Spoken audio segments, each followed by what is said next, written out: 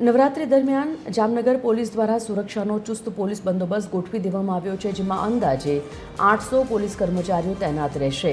એક ACP, 4 DYSP અને PI સહિતનો મોટો કાફલો રોમિયોગીરી અને અસામાજિક તત્વો પર કડક નજર રાખશે અને આ માટે 30 શી ટીમ અને એન્ટી રોમિયો સ્ક્વોડ દ્વારા સઘન પેટ્રોલિંગ હાથ ધરાશે।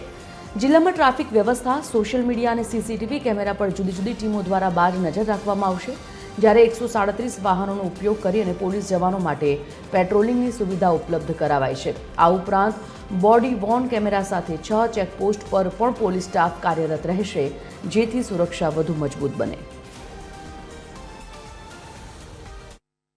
અને જરૂર જણાય સંવેદનશીલ વિસ્તારોનું સ્પેશિયલ પેટ્રોલિંગ રાખી અને વોચ રાખવામાં આવશે।